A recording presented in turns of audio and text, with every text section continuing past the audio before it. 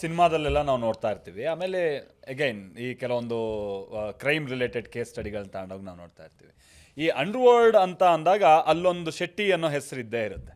ಅದು ಯಾವುದೋ ರೀಸೆಂಟ್ ಸಿನಿಮಾದಿಂದ ಹಿಡಿದು ಬೇರೆ ಸಿನಿಮಾದಲ್ಲಿ ನೋಡಿದಾಗಲೂ ಒಬ್ಬ ದೊಡ್ಡ ಡಾನ್ ಇರ್ತಾನೆ, ಒಂದೋ ಆತ ಶೆಟ್ಟಿ ಆಗಿರ್ತಾನೆ, ಇಲ್ಲ ಆತನ ಅಕ್ಕಪಕ್ಕ ಇರೋರಲ್ಲಿ ಯಾರು ಶೆಟ್ಟಿ ಇರ್ತಾರೆ. ಸೊ ಅಂದರೆ ಇದು ಕೇವಲ ಬಿಸ್ನೆಸ್ಸು ಇದಕ್ಕೆ ಮಾತ್ರ ಸೀಮಿತ ಆಗದೆ ಅಲ್ಲಿರುವಂಥ ಕೆಲ ಪ್ರಭಾವಿಗಳ ಜೊತೆ ಸೇರಿಕೊಂಡು ಕೂಡ ಗುರುತಿಸ್ಕೊಂಡಂಥವ್ರಲ್ಲಿ ಈ ಭಾಗದವ್ರು ಇದ್ದಾರೆ. ಅದು ಈಗೀಗ ಕಮ್ಮಿ ಇದೆಯಾ ಅಥವಾ ಹೇಗೆ ಸರ್?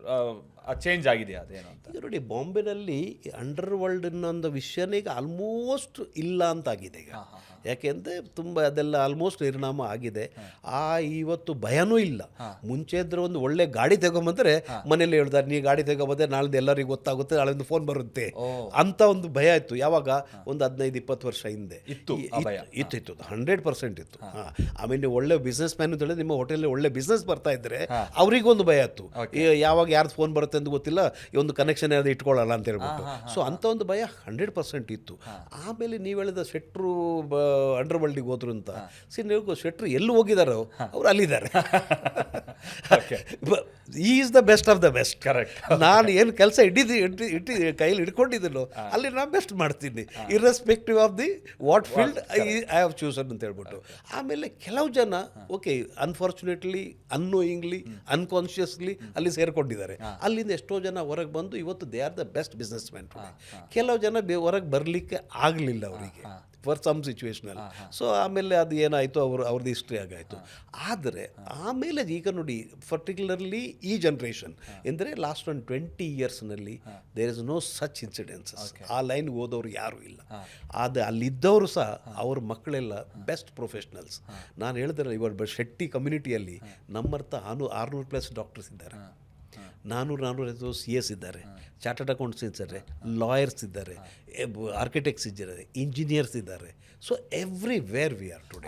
ಆಗಿನ ಟೈಮ್ ಹೇಗಿತ್ತು ಸರ್? ಅಂದರೆ ಈ ಥ್ರೆಟ್ಗಳು ಬರ್ತಿದ್ದು, ಬಿಸ್ನೆಸ್ ಮಾಡಬೇಕು ಅಂದರೂ ಒಂದು ಸಂದರ್ಭದಲ್ಲಿ ಹೆದರಬೇಕಾದಂಥದ್ದಿತ್ತು, ಅಥವಾ ದುಡ್ಡಾದರೂ ಕೂಡ ಅದನ್ನು ತೋರಿಸ್ಕೊಳ್ದೇ ಇರುವಂಥ ರೀತಿಯಾಗಿ ಅವನ ನಡವಳಿಕೆ ಇರಬೇಕಿತ್ತು.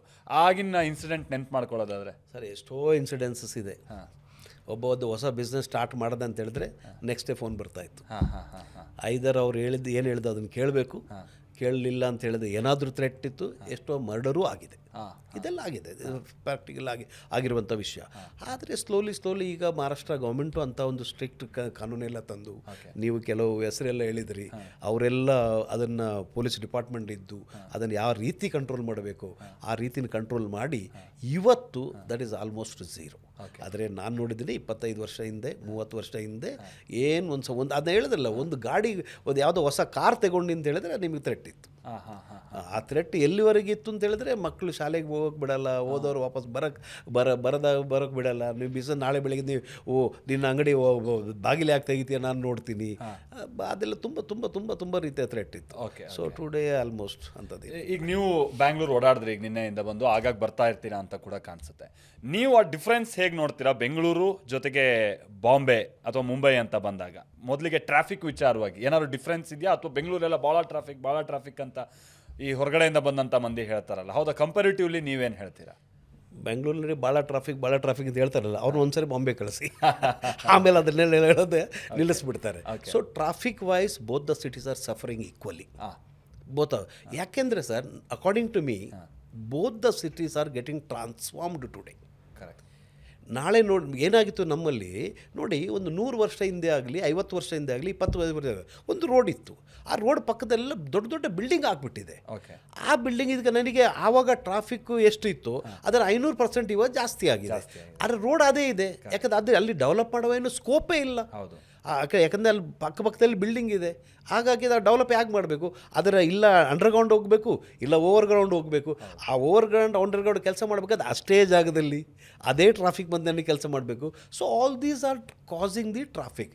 ನಾನೀಗ ಬೆಂಗಳೂರಲ್ಲಿ ಅಷ್ಟು ಡೀಪ್ ಸ್ಟಡಿ ನನ್ನದು ಇಲ್ಲ, ನಾನು ಬಾಂಬೆದು ಹೇಳ್ತೀನಿ. ಬಾಂಬೆನಲ್ಲಿ ಇವತ್ತು ನೋಡಿ, ನಮ್ಮ ಹತ್ರ ಕೋಸ್ಟಲ್ ರೋಡ್ ಆಗ್ತಾಯಿದೆ, ಆ ಕಡೆಯಿಂದ ಫ್ರೀ ವೇಸ್ ಆಗ್ತಾಯಿದೆ, ಬ್ರಿಡ್ಜಸ್ ಆಗ್ತಾ ಇದೆ. ಮುಂಚೆಲ್ಲ ರೈಲ್ವೆ ಕ್ರಾಸಿಂಗ್ ಇದ್ದರೆ ಸಿಗ್ನಲಲ್ಲಿ ನಿಂತ್ಕೊಂಡು ರೈಲ್ವೆ ಟ್ರೈನ್ ಹೋದ್ಮೇಲೆ ಕ್ರಾಸ್ ಮಾಡಿ ಹೋಗಬೇಕಿತ್ತು. ಈಗ ಅದಕ್ಕಿಂತ ಫ್ಲೈಓವರ್ ಮಾಡ್ತಾ ಇದ್ದಾರೆ, ಕ್ರಾಸ್ ರೋಡ್ಸ್ ಆಗ್ತಾ ಇದೆ. ಸೊ ಇದೆಲ್ಲ ಒಂದೇ, ಅದು ಏನು ಮಾಡೋದು, ಒಂದೊಂದೇ ಮಾಡೋಕ್ಕೆ ಚಾನ್ಸ್ ಇಲ್ಲ, ಇನ್ನೊಂದು 50 ವರ್ಷ ಹೋಗುತ್ತೆ. ಅದಕ್ಕೆಲ್ಲ ಅಟ್ ಎ ಟೈಮ್ ಸ್ಟಾರ್ಟ್ ಮಾಡಿಬಿಟ್ಟಿದ್ದಾರೆ. So everywhere there is a activity happening, everywhere constructions happening, everywhere infrastructure activities happening. So ಹಾಗಾಗಿ ಟ್ರಾಫಿಕ್ ತುಂಬ ಜಾಸ್ತಿ ಇದೆ. ನಾವು ನೋಡಿ, ನನಗೆ ಒಂದು 4 ವರ್ಷ ಮುಂಚೆ ಕೋಸ್ಟಲ್ ರೋಡ್ ನೋಡಿದಾಗ ತುಂಬ ನಮಗೆ ಇದಾಗ್ತಿದ್ದು, ಯಾಕೆ ಸಾಧ್ಯ ಅಂತ. ಈಗ ಆ ಕೋಸ್ಟಲ್ ರೋಡ್ನಲ್ಲಿ ಮುಂಚೆ 1 ಗಂಟೆಯಲ್ಲಿ ತಾಗ್ತಿತ್ತು, ಇವತ್ತು 15 ನಿಮಿಷ 16 ನಿಮಿಷದಲ್ಲಿ ನಾವು ಹೋಗ್ಬಿಡ್ತೀವಿ. ಸೊ ಅಷ್ಟು ಒಳ್ಳೆ ಇನ್ನೂ ಅದನ್ನು ಒಳ್ಳೆ ರೀತಿ ಡೆವಲಪ್ ಮಾಡ್ತಾ ಇದ್ದಾರೆ. ಸೊ ನಾವೀಗ ಸಿಟಿ ಬಿಟ್ಟು in and around city touch ಮಾಡ್ತಾ ಇದ್ದಾರೆ. ಸೊ ಆಮೇಲೆ ಮೆಟ್ರೋ ಟ್ರೈನ್ಸ್ ಬಂದಿದೆ, ಮೆಟ್ರೋ ಕನೆಕ್ಟಿವಿಟಿ ಜಾಸ್ತಿ ಆಗ್ತಾ ಇದೆ. ಏರ್ಪೋರ್ಟ್ ಇಲ್ಲಿದ್ದನ್ನು ಇನ್ನೊಂದು ಏರ್ಪೋರ್ಟ್ ನ್ಯೂ ಬಾಂಬೆನಲ್ಲಿ ಮಾಡಿದ್ದಾರೆ. ಯಾಕೆಂದರೆ ಅವರಿಗೆ ಅದರ್ವೈಸ್ ಅವರೆಲ್ಲ ಇಲ್ಲಿ ಬರ್ತಾಯಿದ್ರು, ಈಗ ಅವ್ರಿಗೆ ಇಲ್ಲಿ ಬರಬೇಕು ಅಂತಿಲ್ಲ. ಸೊ ಇಂಥ ಒಂದು ಇನ್ಫ್ರಾಸ್ಟ್ರಕ್ಚರ್ ಡೆವಲಪ್ಮೆಂಟ್ ಆಗ್ತಾ ಇರೋದ್ರಿಂದ ಈ ಟ್ರಾಫಿಕ್ ತುಂಬ ನಾವು ಮಾತಾಡ್ತಿದ್ವಿ. ಐ ಆಮ್ ಶ್ಯೂರ್ ಇನ್ನೊಂದು 3-4 ವರ್ಷದಲ್ಲಿ ಇದು ತುಂಬ ಈಸ್ ಔಟ್ ಆಗೋ. ನನ್ನ ಅದೇ ಕೇಳೋಕೋಟೆ ಅಂದರೆ ನೆಕ್ಸ್ಟ್ 5 ಇಯರ್ಸಲ್ಲಿ ಮುಂಬೈ ಎಲ್ಲಿರುತ್ತೆ ಅಂತ. ಯಾಕಂದರೆ ಈಗ ನಾವೊಂದು ಡೇಟಾ ತೆಗೆದುಕೊಂಡ್ರೆ ಬಹುಶಃ ಭಾರತದಲ್ಲಿ ಆಗ್ತಾ ಇರುವಂಥ ಈ ಇನ್ಫ್ರಾಸ್ಟ್ರಕ್ಚರ್ ಡೆವಲಪ್ಮೆಂಟ್ ಅತಿ ಹೆಚ್ಚಾಗಿ ಆಗ್ತಾ ಇರುವಂಥದ್ದು ಮಹಾರಾಷ್ಟ್ರ, ಮುಂಬೈಯಲ್ಲಿ. ಅದು ಬಿಕಾಸ್ ಆಫ್ ನಿತಿನ್ ಗಡ್ಕರಿನೋ ಅಥವಾ ಗೌರ್ಮೆಂಟ್ ಅವ್ರದ್ದೇ ಇರುವಂಥ ಕಾರಣಕ್ಕೇನೋ ಅಥವಾ ಅವ್ರ ವಿಷನ್ ಹೋಗುತ್ತಿಲ್ಲ. ನೆಕ್ಸ್ಟ್ 5 ಇಯರ್ಸ್ ಬಾಂಬೆ ಹೇಗಿರುತ್ತೆ ಅಂತ? Next 5 years Bombay will B the most transformed city. ಯಾಕೆಂದರೆ ಈಗಿನ ಗೌರ್ಮೆಂಟು, ಮುಂಚೆ ಗೌರ್ಮೆಂಟ್ ಇದ್ದವರು ಅವ್ರು ಎಲ್ಲರದೊಂದು ಸ್ವಪ್ನ ಇದೆ, ಬಾಂಬೆನ ಸಿಂಗಾಪುರ್ ಮಾಡಬೇಕು ಅಂತ. ಸೊ ಎಲ್ಲ ಇನ್ಫ್ರಾಸ್ಟ್ರಕ್ಚರ್ ಇವಾಗ ನೋಡಿ, ನಮ್ಮಲ್ಲ ಸರ್, ನಾವೆಲ್ಲ ಯೋಚನೆ ಮಾಡಲಿಕ್ಕೂ ಸಾಧ್ಯ ಇಲ್ಲ ಕಿ ಅಂಡರ್ಗ್ರೌಂಡ್ನಲ್ಲಿ ಮೆಟ್ರೋ ಟ್ರೈನ್ ಹೋಗುತ್ತೆ, ಆ ಅಂಡರ್ಗ್ರೌಂಡ್ನೆಲ್ಲ ಕಾರ್ ಹೋಗುತ್ತೆ ಅಂತ ನಾವು ಯಾವಾಗಲೂ ಕಲ್ಪನೆಯೂ ಮಾಡಲಿಲ್ಲ. ಇವತ್ತಾಗ ಆಗ್ಬಿಟ್ಟಿದೆ, ನಾವು ಅದನ್ನು ಅನುಭವಿಸ್ತಾ ಇದ್ದೀವಿ. ಸೊ ಅದೇ ರೀತಿಯಲ್ಲಿ ಬಾಕಿ ಎಲ್ಲ ಕೋಸ್ಟಲ್ ರೋಡ್ಸ್ ಆಗಲಿ, ಫ್ರೀ ವೇ ಆಗಲಿ, ಬಾಕಿ ಇದು ಕನೆಕ್ಷನ್ಸ್ ಆಗಲಿ, ಮೆಟ್ರೋ ಸ್ಟೇಷನ್ಸ್ ಆಗಲಿ ಎಲ್ಲ ಬರೋದ್ರಿಂದ ನೆಕ್ಸ್ಟ್ 5 ಇಯರ್ಸಲ್ಲಿ ಟ್ರಾಫಿಕ್ ಸಮಸ್ಯೆನೂ ಇರಲಿಕ್ಕಿಲ್ಲ, ತುಂಬ ಈಸಿಯೂ ಆಗೋಗ್ಬಿಡುತ್ತೆ. ಟ್ರಾನ್ಸ್ಪೋರ್ಟೇಷನ್ ತುಂಬ ಆಗುತ್ತೆ, ವೆಲ್ ಟ್ರಾನ್ಸ್ಫಾರ್ಮ್ಡ್ ಸಿಟಿ ಆಗುತ್ತೆ. Bombay will be the India's one of the best city. Probably ನಾವು ಅದನ್ನು ನಮ್ಮ ಇವಾಗ ಇಂಡಿಯಾದಾಗ ಏರ್ಪೋರ್ಟ್ಸ್ ನೋಡಿ, we are comparable with the world's best airports. ಯಾಕೆಂದರೆ ಅಲ್ಲೊಂದು ಯಾಕೆಂದರೆ ಅದನ್ನು ಯಾಕೆ ಮಾಡಿದರು, ಇದ್ದ ಏರ್ಪೋರ್ಟ್ನ ನಾವು ಡೆವಲಪ್ ಮಾಡಲಿಕ್ಕೆ ಹೋಗಲಿಲ್ಲ.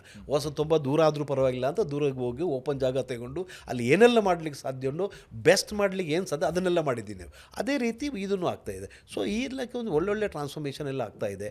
ಆಮೇಲೆ ಅಡ್ಜಾರ್ನಿಂಗ್ ಸಿಟಿ ಮಾಡ್ತಾ ಇದ್ದೀವಿ, ನ್ಯೂ ಸಿಟಿ ಡೆವಲಪ್ ಮಾಡ್ತಾ ಇದ್ದೀವಿ, ಅದು ವೆಲ್ ಪ್ಲ್ಯಾನ್ಡ್ ಸಿಟಿಯಾಗಿ ಮಾಡ್ತಾ ಇದ್ದೀವಿ. ಯಾಕಂದರೆ ಇಲ್ಲಿ ಪ್ಲ್ಯಾನ್ ಮಾಡಲಿಕ್ಕೆ ಬಿಲ್ಡಿಂಗ್ ಆಲ್ರೆಡಿ ಇದೆ, ಅದೆಷ್ಟೋ ತೊಂದರೆಗಳಿಲ್ಲಿದೆ. ಸೊ ಹಾಗಾಗಿ ಒಂದು ಲೆವೆಲ್ಗಿಂತ ಜಾಸ್ತಿ ನಿಮಗೆ ಟ್ರಾನ್ಸ್ಫಾರ್ಮ್ ಮಾಡಲಿಕ್ಕೆ ಆಗೋದಿಲ್ಲ. ಸೊ ದಟ್ಟು ಈವನ್ ನೀವು ಹೊಸ ಸಿಟಿಗೆ ಹೋದರೆ it is a open place. For example like ಈಗ ನೋಡಿ, ಮುಂಬೈ ಸಿಟಿ ಒಳಗಡೆ ಧಾರಾವಿನ ಒಂದು ಅಪಾರ್ಟ್ಮೆಂಟ್ಸ್ ಇದೆ, ನೀವು ಹೆಸರು ಕೇಳಿರ್ಬೋದು. ಆ ಧಾರಾವಿ ಈಗ ಟ್ರಾನ್ಸ್ಫಾರ್ಮ್ ಆದರೆ that will look more better than Singapore. Okay, plannings ಆ ಥರ ಇದೆ. So it is going to take time. So government is doing a great job. Okay.